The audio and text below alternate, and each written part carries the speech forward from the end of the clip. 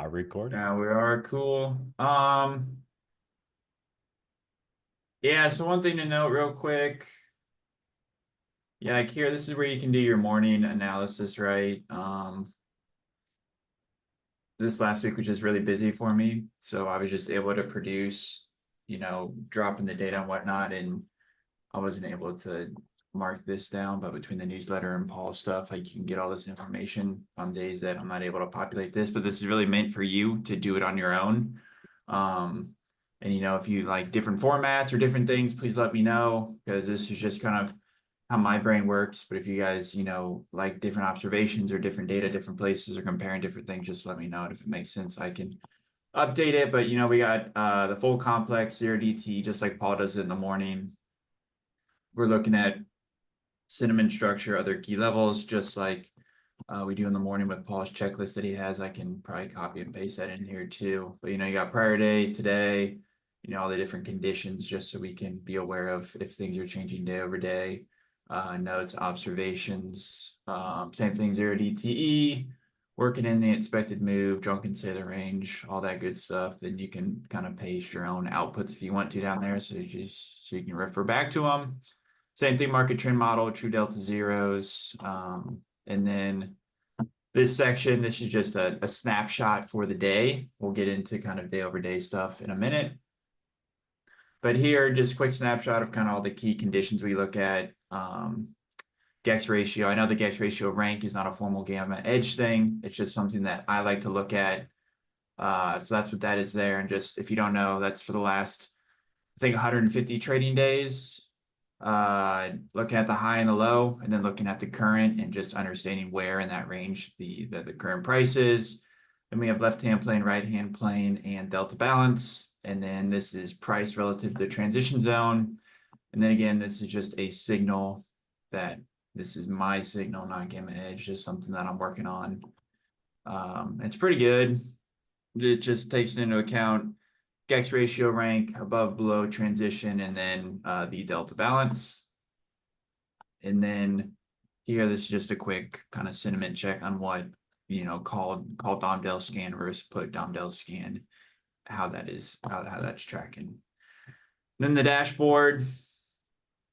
I know there's a lot of data here. But it's kind of a snapshot for all the key kind of we have the indexes, sector ETFs. So just going down, you just got spot price, open interest, that signal again, spot to transition, upside, downside, risk to reward. Had a question about this risk to reward. So the way this is working is if it's above transition, you're going to have an upside RR, below transition, downside RR. So this is just saying, there is, if it's greater than 0, that means that there's a greater distance to NGEX from NTrans, and then to the upside, which is like good if you're looking to short a stock, right? And then to the upside, if it's above PTrans, then it would show up as like this one right here. So Amazon has favorable risk to reward to the upside. Google does not. And then when you see these wild, crazy values like -100, that's likely because the transition zone is not defined. So that shows up as -1 or null values in the spreadsheet. So I would really just disregard those, to be honest. Or look in the web app, maybe once market opens, the transition zone may get cleared up. And then here, this is just the delta balance signal. So this is either call Domdale, put Domdale, new call Domdale, or new put Domdale. And what I mean by that is left-hand, right-hand plane are both call dominated, or they're both put dominated, or it could be the first time, like yesterday was not, today is. So that's where you get the new designation. So I really just like to focus on looking at those call dominated and put dominated stocks. So that's the reason I have that built in. And then up here, we have the Gex ratio. For people familiar with that, then we have the Gex ratio rank down here. The conditional formatting, this is just based off of where this in the range of the last month, where that number falls in. And then down here, these are conditional formatted. So 0 to 25% is this deep red, 25 to 50 is just a red number, 50 to 75 is just green number, then 75 to 100 is the green shading. So again, the idea here is just to be able to quickly see, you know, for SPX, kind of what are all the structural and sentiment type things happening, you know, quickly look at what the delta balance is above below transition, what's the GEX ratio, what's the delta balance here, what was the delta balance 1 day ago, 1 week ago, 1 month ago. We don't have the forward-looking indicators or forward-looking delta balance slices in there like the DBH command does, but we're working to eventually get that in there. And then here, this is just performance, you know, 1 day, 1 week, 1 month, 2 weeks. And then I just need to fix the formulas because I was messing with this today, but this is just looking at how GEX ratio has been changing, you know, over a day, a week, a month. And then, you know, if there's just anything related to like GEX ratio changing and price changing. So scanners, this is where I think the most important part of the spreadsheet is. Like, all this stuff is really great to kind of understand what the sentimental market and all that good stuff is. One last thing I'm going to hit on real quick is I built this section over here for you picked a ticker. So if you know if there's specific stocks you want to follow, or you know if you have some in your portfolio, you can just simply type in the ticker there and it'll automatically update for you. So looking at scanners, for the scanners, I have all of this, all of our, you know, scans and whatnot built into the spreadsheet, and kind of other things that I like to look at too. So what you can do is I built all these slicers over here as well. So you can quickly filter based off of what you want to look at. So we have general conditions. This is just like on the priority list or not. So I typically do yes on the priority list, no on ETFs, or, you know, open interest rank. This is just another quick filter I do, more or less than 500,000 of open interest. Again, if you like my metric, you can, you know, filter by that too. GEX ratio rank, filter by that. Your delta balance stuff. And then, you know, price to key levels. So spot to transition above or below. And then this between, this is not the traditional P-Transit plus GEX scan. This is just simply saying it is the stock between P-Transit plus GEX. I haven't built in the logic to return the P-Transit plus GEX.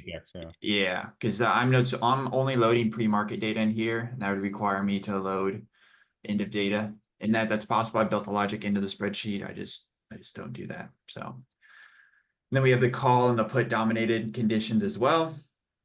So here, if you just want to focus on all call dominated stocks, you simply just click yes. These are all your call dominated stocks right there. I love it.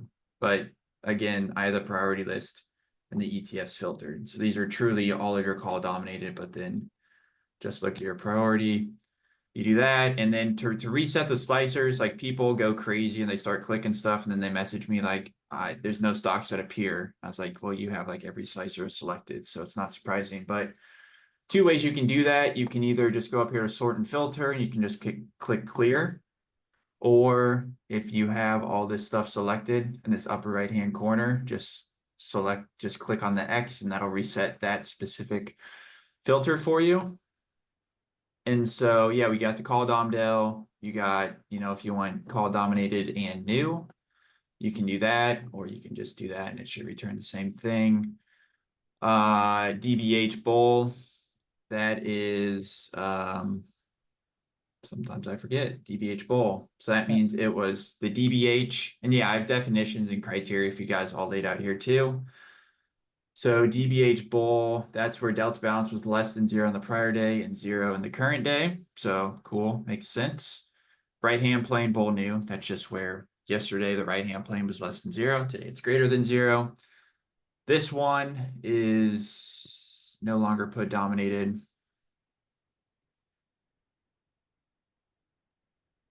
So that means that yesterday both planes were not put dominated, and today one or both are no longer put dominated. That was just something that I feel like someone mentioned in a open mic one day, and so I just jotted it down, and I'm just have it there and checking it out and following. Can you want to show them how to add the data in the morning? Yeah, I can show you guys how to do that. And then just round it out here, just put dominated, just same thing, just all those different slices right there. So that's how you use it. Yeah, when you add the data in the morning, like I do this for you guys because I know a lot of people aren't Excel, jockeys like myself, so it may be kind of intimidating. So, but yeah, all you got to do is just go to the latest place up here. You just copy and paste the data, which is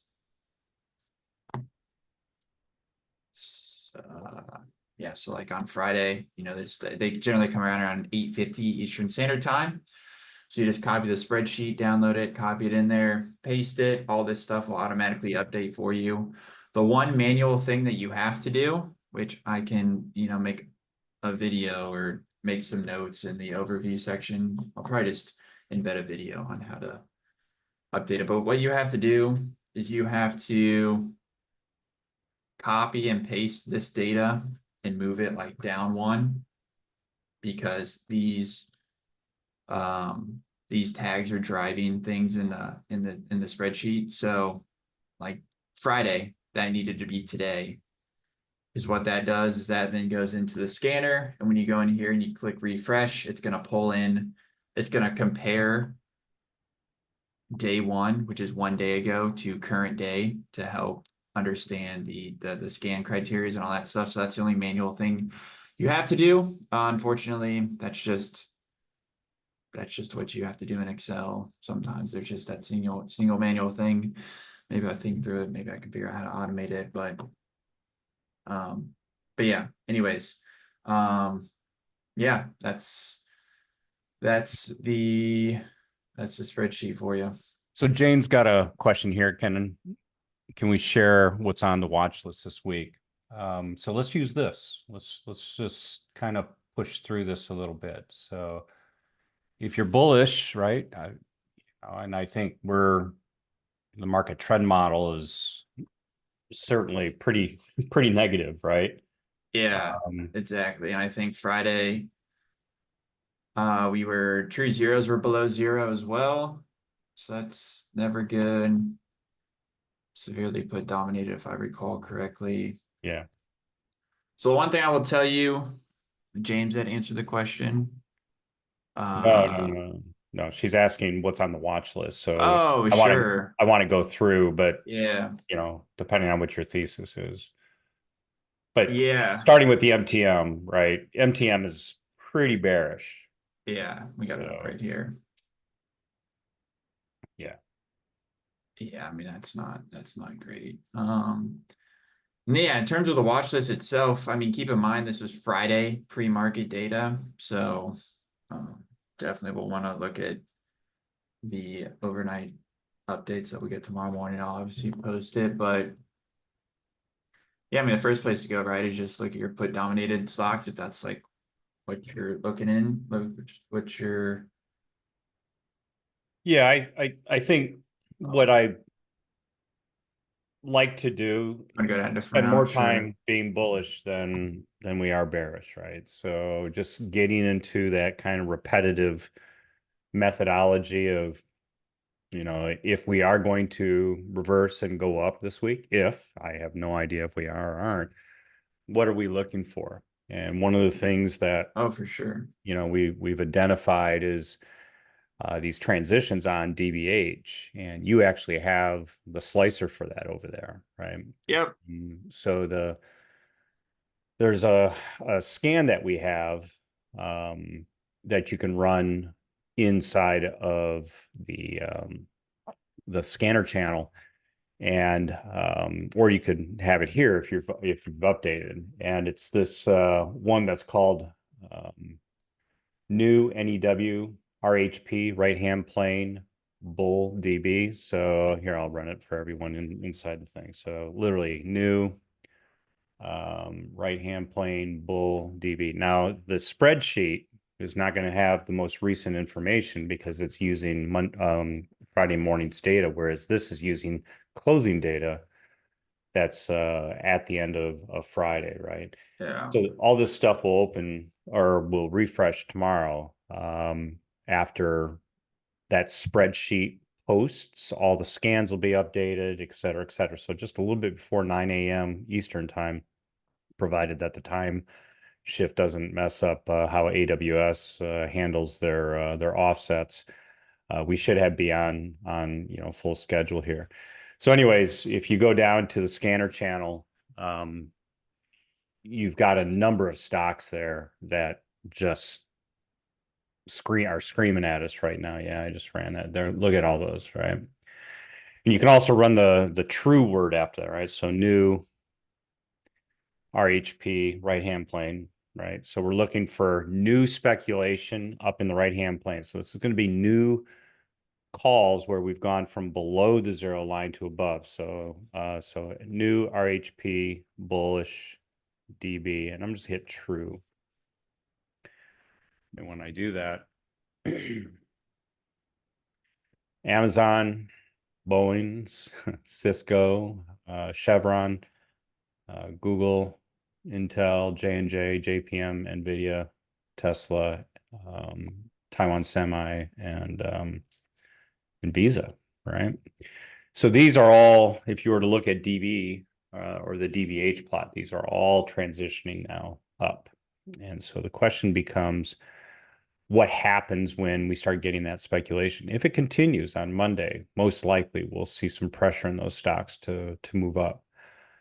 So Jane, to your question, looking for those state changes, those transitions, this is one way to get an idea on what's there. So, and new call dom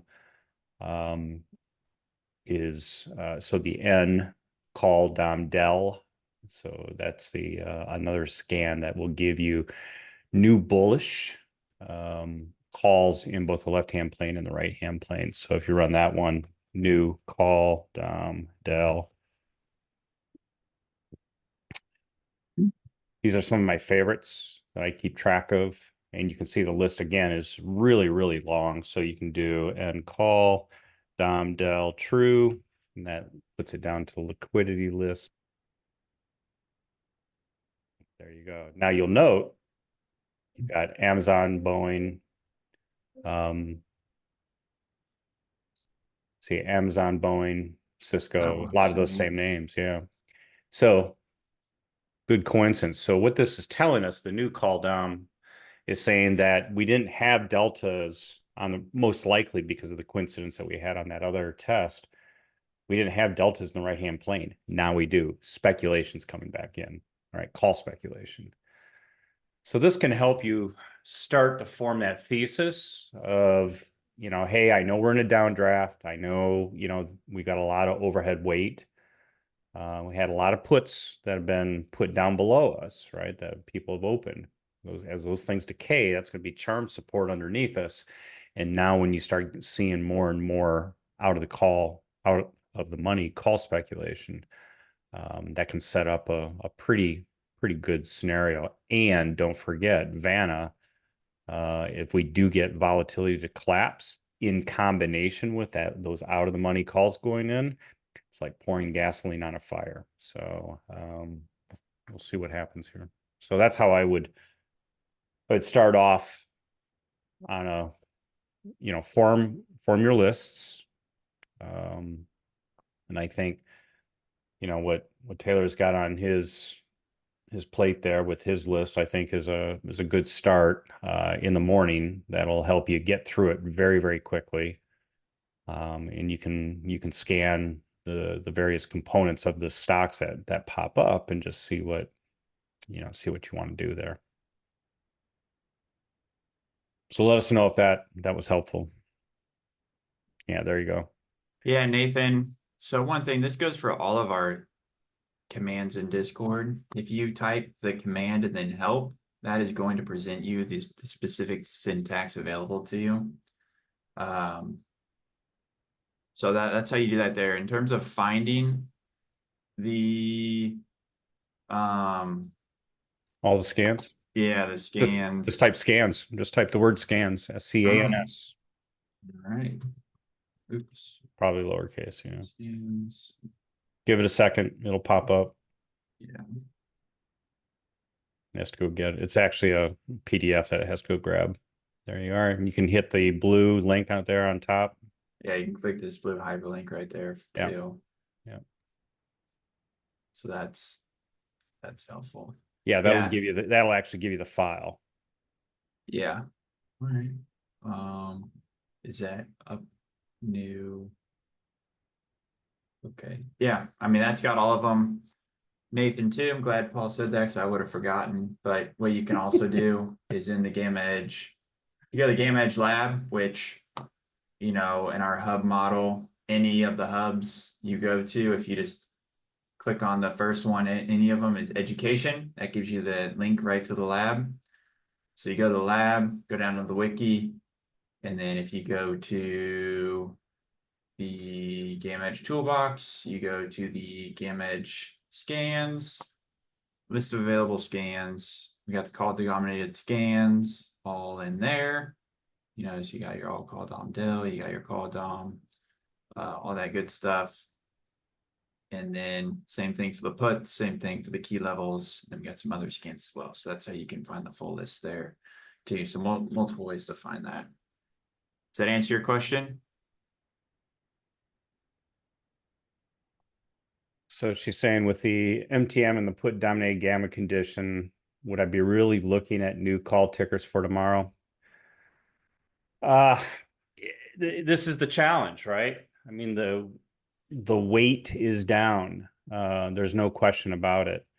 And especially like looking at screen right now that Taylor's got up, right? So you can see the CT.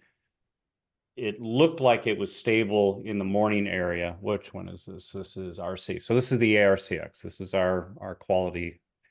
And then you can see it just started to sell off into the afternoon. And this is the RSP, the equal weight that's on there. And so why that can be useful is it's really telling you what the individual components are doing on a balanced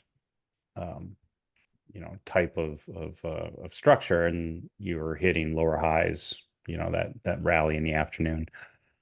So I would be cautious about any long entries here. What I like to see is that bolded white CT line there. I like to see that thing bottoming out.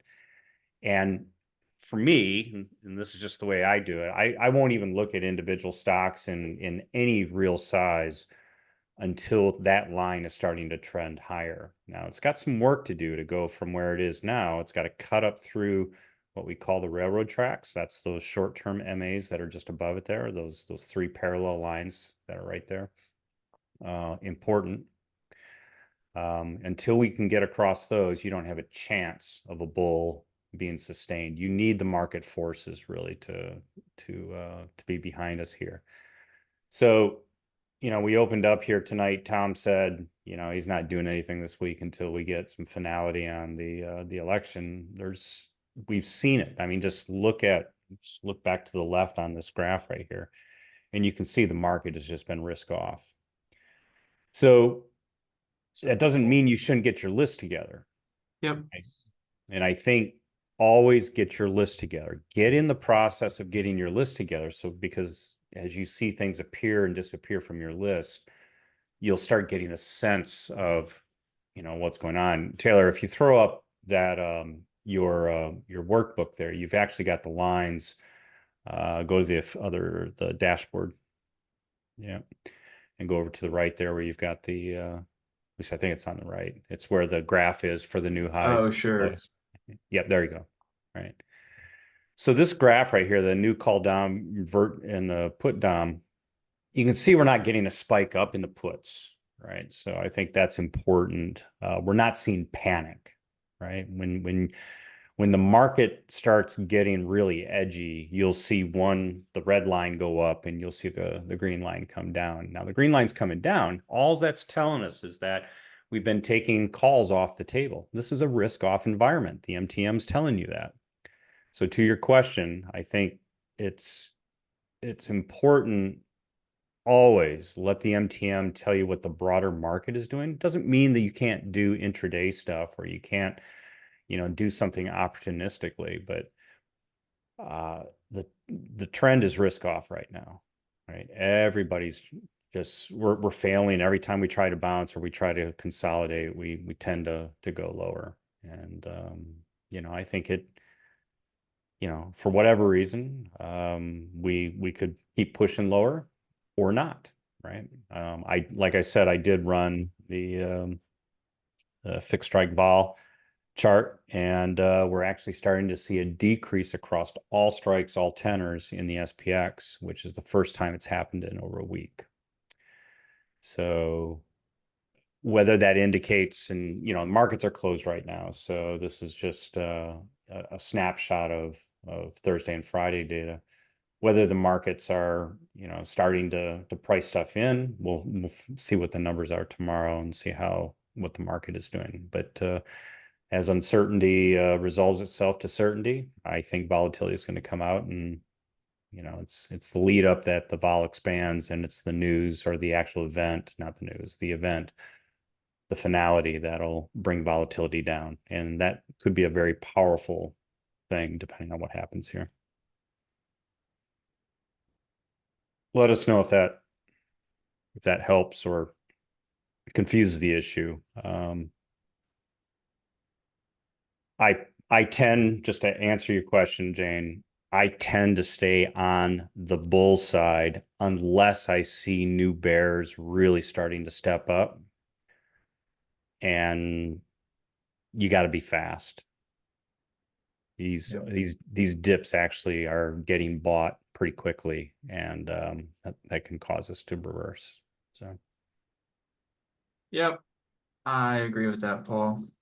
I mean, if you just look at the dashboard real quick, I mean, it's really nothing but red. So it's just, you don't have to know anything else about what we do. And it's generally not constructive to see all red when it comes to the market.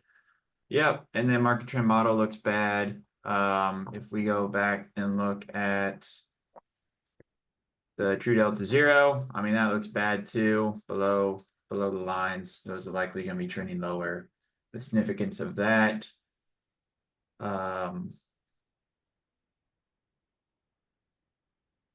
I'm trying to find it. You wrote a whole thread on it in right here. So this thread is really good about why exactly that matters. So I would encourage everyone to go read that. But yeah, the takeaway is this, right? When you live below the true gamma and the true delta zero, things are getting heavier and heavier and heavier with respect to the puts. You're pulling the deltas out, you're pulling the gamma out into a more negative condition. And so in the absence of calls, you're going to start seeing those numbers come down.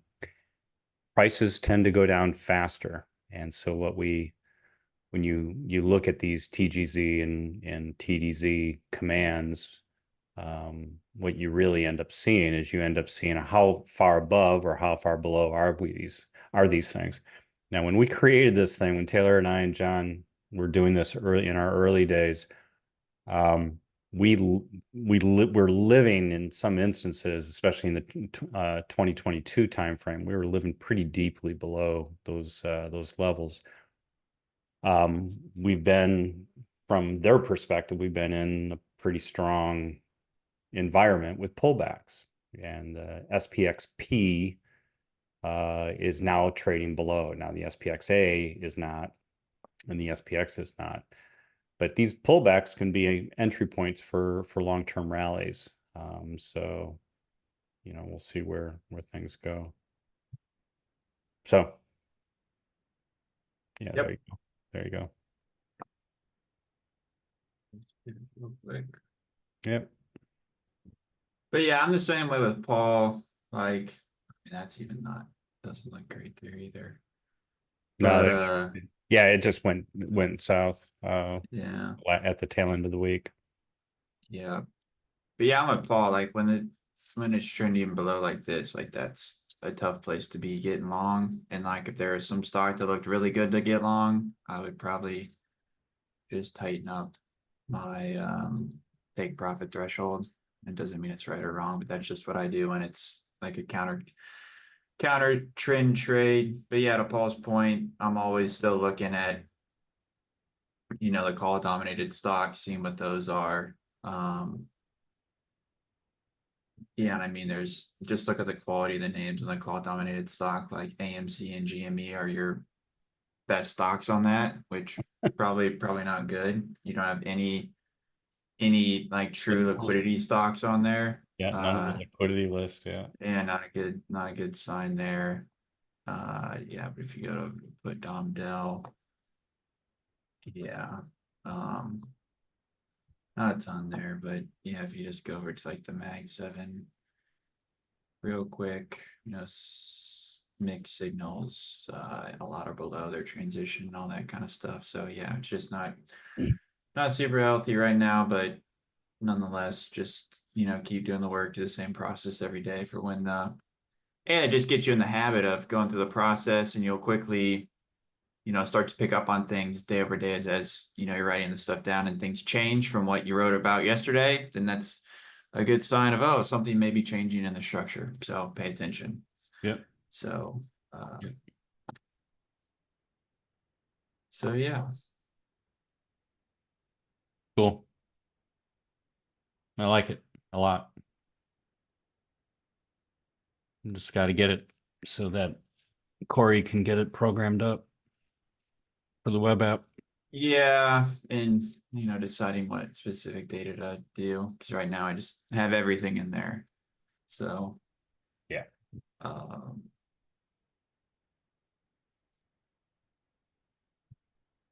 yeah, and even just the last thing, I don't want to sound like a hammer and everything's a nail with this spreadsheet, but um, one thing you can do too is like right here, you just have all the scan conditions and it's sorted by total OI at the top and everything down below.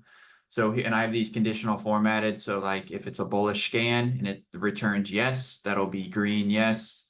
Bearish scan returns yes, that'll be green, or sorry, red for yes. So you can quickly just do a scan of, you can see all of these top stocks, like there's a lot of space between green. So again, that's just kind of another quick visual filter of, you know, we're seeing a lot more red pop up than green right now. So just wanted to highlight that too.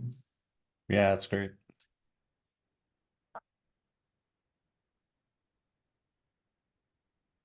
All right. Any more questions? Yeah, and I mean, Jane, that's completely, I'm tracking with that too. Like if you see something pop up, put dominated scan, you know, conditions are deteriorating like we've been seeing. That's exactly what I would do too. Sounds like you did textbook, but yeah, to Paul's point, it's a lot harder to swing trade those names per se, just because volatility and you know, it can snap back so quickly as opposed to long side, obviously just kind of a grind higher. So just caveat it with that. But yeah, it sounds like you did exactly what how you should be utilizing that stuff.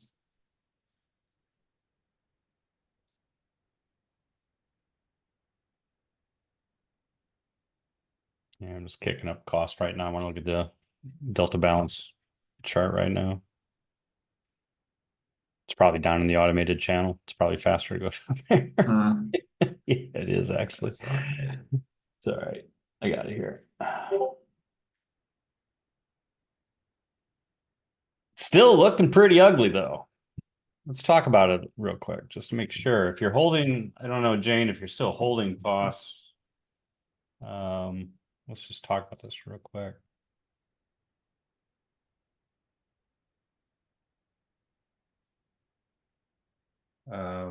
Oof. Yeah.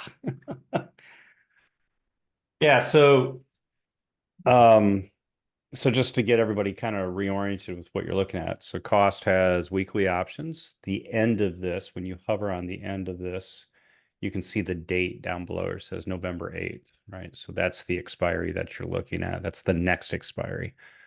And then these are the ones that are further out in time, right? So this one obviously is the monthly. Well, maybe not obviously, but November 15th is the monthly. And then week later and a week later, right? So just for me, just watching this, you can see that things were starting to get pretty weak. The green one here, when you just look at the, you can turn these off if you want. You can just look at just the green one. The green one has never been very, very strong. So that is the right-hand side. That's where the call speculation is going in. And you can see that it's really, really struggling. It's like we get a couple days of calls rolling into this thing and then they yank right back out, right? It's puts go in, calls, etc., do what they do. And so as price moves, remember, for the calls, as price moves up, we reject in the money puts. So we're rejecting negative deltas and we're including more on the call side, right? So we expect that, disproportion or that number to go up as the price goes up. And conversely, as price drops, we expect things to get weaker. Bless you. But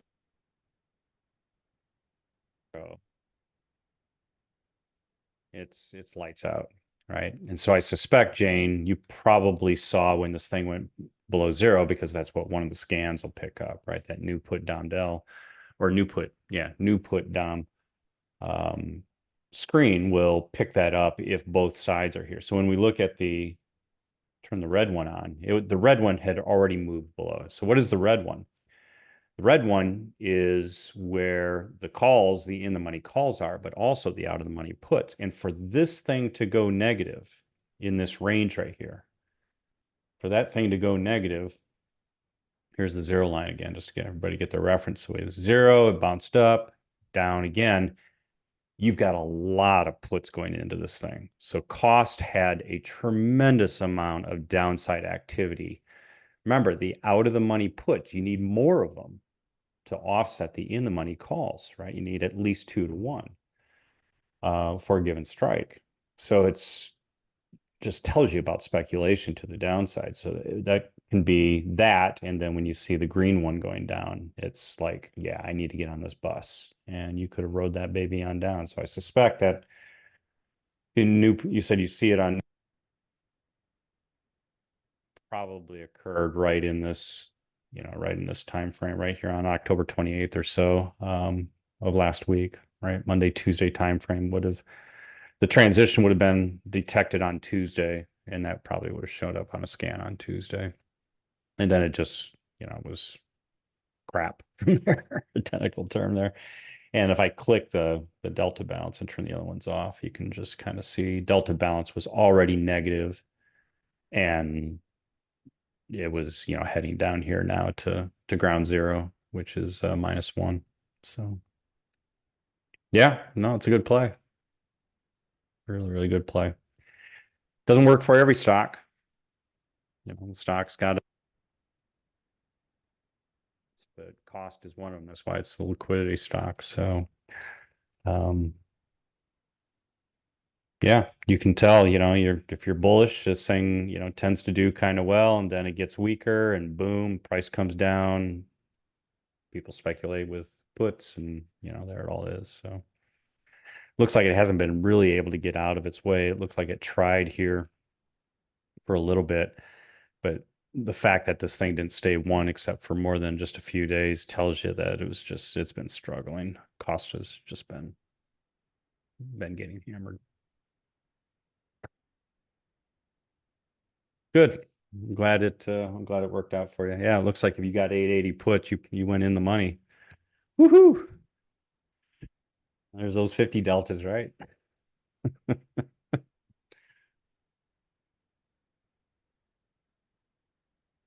All right. Well, hopefully that was helpful for folks.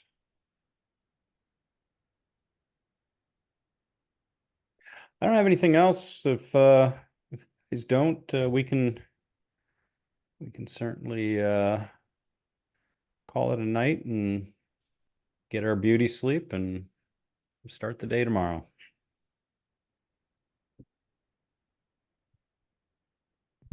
Sorry, yeah, I don't either. Michael is not even here. He's just pretending to be here. Well, right, eating cookies or something. eating cookies. Munching on his burritos. He may, he may not know what time it is. You never know. People in Tennessee, may may not have But adjusted the clocks. Tim is quiet these days, but he's been studying. He's been reading a lot of books. He's soaking it all up. I Yeah. remember when he first came on, he was very vociferous and he had lots of questions and a lot of stuff. And then you realize you don't know anything. Then he stops trading and starts reading a lot of books. So anything to share, Tim? I think I've scared him off.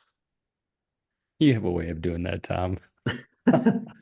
But it's good, inquisitive is good. I think he's reading the options book by Sinclair, and some of his stuff is pretty good. So hopefully he'll come back and share with us when you finish that book.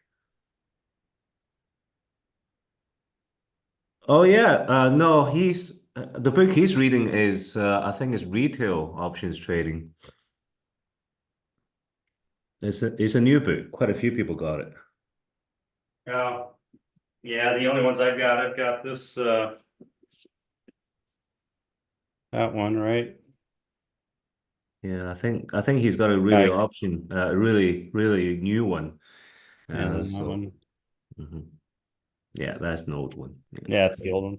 But they're good. They're really good. Maybe a little deep in the front, but the practical stuff, it's got good stuff throughout it. Well, have a good night, everybody. Yep, you too. Thanks, everyone. Yeah, you too. We'll see you all in the morning. Yes, sir. Thanks all.